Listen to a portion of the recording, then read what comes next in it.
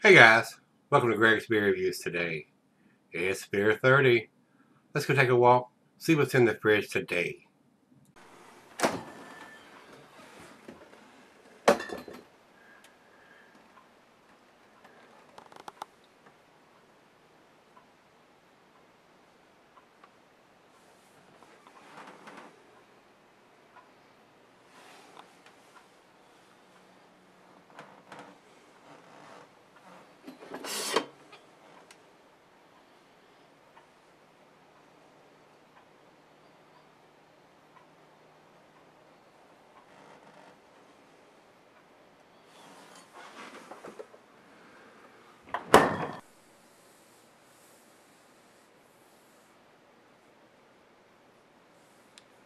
Hey everybody, thanks for stopping by Gregsbeerreviews today. Look at what we got here, guys. We got one from Perrin Brewery. This is their malted milk ball Imperial ported from Perrin Brewery. These guys are over in Michigan. I'm going to tell you straight up, guys, one of the best beers I've ever had in my life as far as a dark beer was their No Rules. Got that little John Goodman character on the front. I've had a couple different versions of that's been sent to me. I cannot get their beers here. Actually, some of it was sent to me from Perrin, straight from the brewery. Absolutely outstanding beer as far as the No Rules. And it's based on the movie, what was the name of that movie? No, I probably shouldn't have said that because I'm not going to be able to remember what the movie is. Oh, the big, wow. Hank Kalowski, the big, whatever the movie was. It had John Goodman and all those in it there, and they were doing the bowling and all that. I'm not a big movie buff, guys, but I have. After I got the beer, I went and watched the movie, and a very good movie it was. This beer comes from Brad T. He's got the sticker on the back where he bought it. It was $10.99, which is a decent price for a 12% Imperial Porter brewed with lactose and spice with vanilla beans and cocoa nibs, aged in Woodford Reserve Oak Bourbon Barrels. That sounds freaking awesome, guys. For a bourbon barrel aged beer at 12%, and you're paying $10.99 for it. Absolutely outstanding. This is a 22-ounce bomber, enough to share, which I tend to do with the other half. So Brad, thanks a bunch, my brother, my friend. I do appreciate it. I'm hoping this is going to be just as good as the No Rules porter that I did before. And like I said, I did 2 different year versions of that. So I would buy that beer religiously if I could get it here. That was, like I said, the best Imperial Porter that I've ever tasted in my life. I would buy cases of that if I could get my hands on it. So let's see how this compares to that and how tasty it is. I don't think the No Rules was bourbon barrel though. I'm not sure. I don't remember. As far as IBUs, I don't know if I'm going to have that. Untapped has it at 32 IBUs, but they only have it at 11.3%. This is the 12%er. So I'm not sure if they've done this beer before. The picture here looks just like the picture on my bottle. So they've probably done this before, and this particular version is a 12%er. It may be somewhere on Untapped. I didn't try to find different versions of it. But they do have the wrong ABV listed on the one I am looking at here. That doesn't mean it's not there somewhere for the 12%er. So I'm not going to take the time to go check that out. So I probably should, though. What do you think? Let's just type it in and see if they give us another version of this. LG Malted.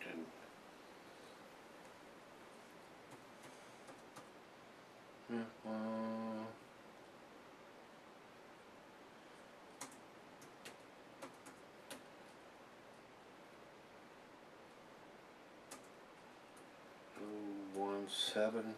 It's not returning anything, guys. I don't think I'm going to be able to find it here. Nope, it's not showing anything. So we'll just jump back to what we had before. Even though it doesn't have the right ABV, it'll be close enough to what we're going to do here, because it doesn't really matter to me. I'm just trying to give you those bits of information. I'm going to judge it on what I am drinking, not what these guys are saying about it. So, but over to Beer Advocate. Beer Advocate does have it listed as a 12%er, which is what's on the front of this bottle. So, I don't know if the IBUs is going to be right as far as 32 on this one, since it's a 12 and not 11.3. Imperial Porter with cocoa nibs. This one says Polynesian vanilla beans aged in Woodford Reserve bourbon barrels. This is what it says here about the bourbon barrels and aged for 9 months. So let's get this opened up and get it into the glass. Final beer of the evening for me, guys. And once again, Brad, thanks again for sending this to me. Anytime I can get my hands on a Perrin beer, especially these Imperial Porters and stuff, they seem to be doing these kind of beers very, very well. So let's give it a pour here. Let's stand it up. It doesn't look like it's too awful carbonated. Cuisine is barbecue, cheese is buttery, brie, good Havarti. Swiss, general, chocolate. Dessert, meat is beef, smoked meat, and grilled meat. And glassware is a pint, Becker, Nonic, tumbler, mug, Stein, Sidel. I got my favorite snifter, and not recommended for semi-saddle rings. I don't understand why that is. It's already been in bourbon barrels for 9 months. There's no coffee added. I can't think of a single reason why you could not sell this beer, guys. About 1/8 of an inch head on this. Not much light. It's pretty dark for a porter. There may be a slight hint of some red mahogany rubiness down here on the thin part, but it is pretty dark beer, guys. Let's get a nose on it. I am getting the bourbon. It's got a nice sweetness to it from the lactose. Rich roasted malt. Hints of some molasses. Maybe a little bit of tobacco or licorice. And it's right out of the fridge at 40 degrees. There may be some hints of some dark fruit once it comes to room temperature, which I will let that happen. Smells pretty good. This is probably going to be more of a, like I said, since it's got lactose in it, more like it says on the label, more of a milk stout, which is a more sweeter stout than a bittersweet chocolate note on it. Baker's chocolate. Smells pretty good. I'm not getting any of that alcohol, guys. Very well made. Let's dive in. Cheers, everybody. Cheers, Brad.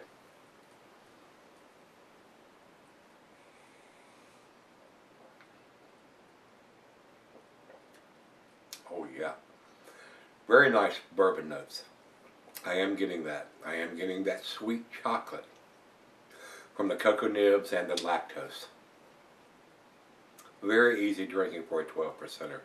This is a sleeper. Please drink this at home. I don't know if they distributed this out to the bars or brew pubs around the brewery. This would get you into trouble because you don't detect that 12% that you're drinking.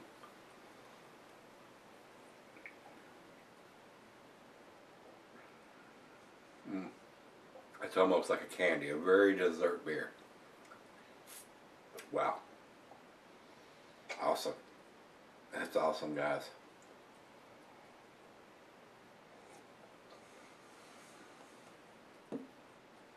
I don't know who the head brewer is at Perrin, but they're doing these dark beers very, very well. These Imperial Porters. You could call this a stout.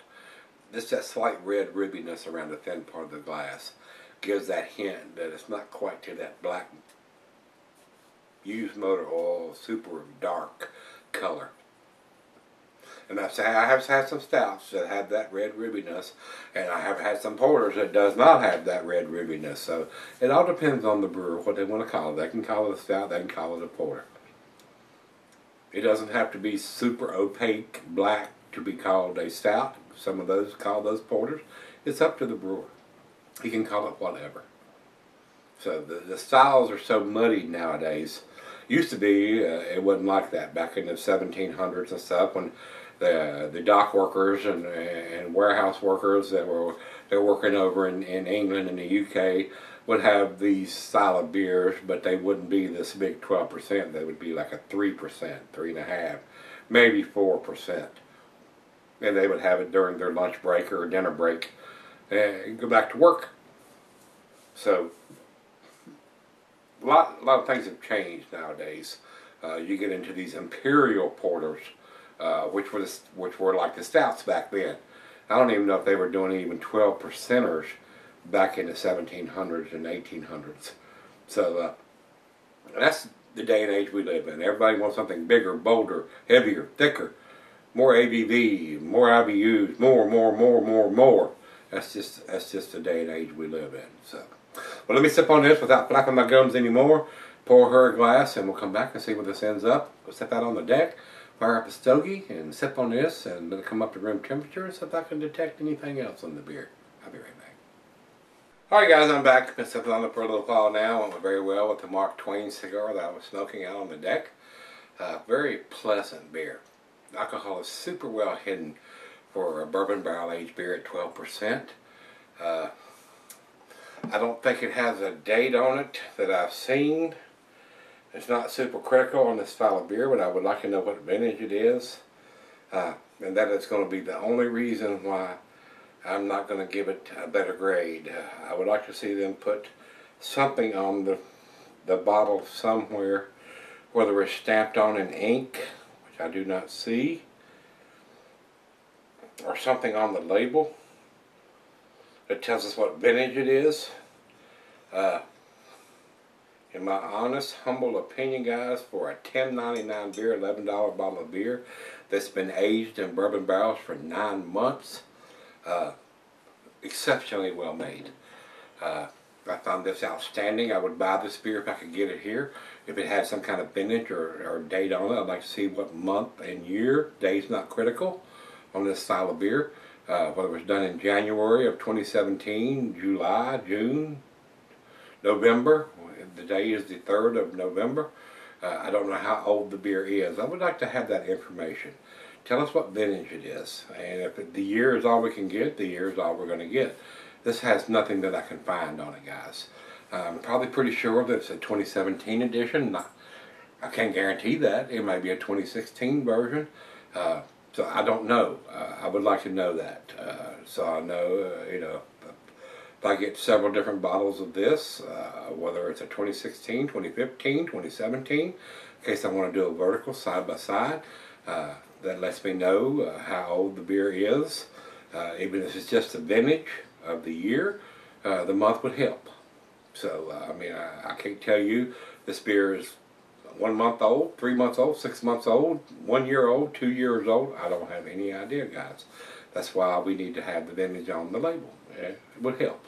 It would help. So, with that being said, I'm going to probably go against the grade on this a little bit too, because I found these beers exceptionally well made from Perrin Brewery. Nice milk chocolate notes. I am getting the cocoa nibs. I'm getting the bourbon. I'm not getting the alcohol. Super well made. Hints of roasted malt. Milk chocolate, not bittersweet chocolate like a baker's chocolate. That lactose is playing a part of that, I'm sure. And maybe a little bit of some dark fruit in there now that it's warmed up a little bit. Maybe some dates, plums, or figs.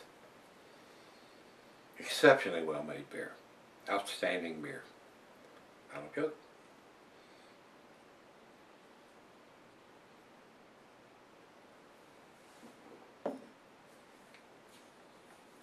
A great dessert beer. A great beer to have after dinner as your dessert. Or with a nice chocolate dessert. Wow. Very, very nice. The bourbon is not overpowering anything in the beer. It's super well blended as far, and they haven't blended anything here. When I say blended, they've left it in the bourbon barrels just long enough to get a little kick of the bourbon in there, but it's not overpowering. It's not like it's in the front seat all the way back in the school bus all the way to the back seat. The bourbon notes are there, but just enough to know you're drinking a bourbon barrel aged beer. Very well done. As far as I'm concerned, it's a 10 beer in a 9 bottle because there's no vintage on it anywhere. I would like to see them put something on there like that.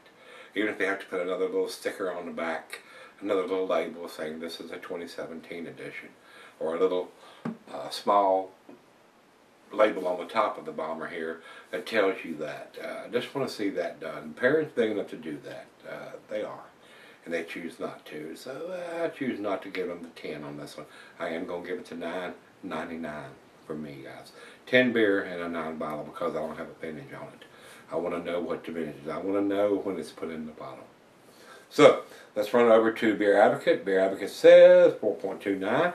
I think it's much better than that, guys. It's just super well made.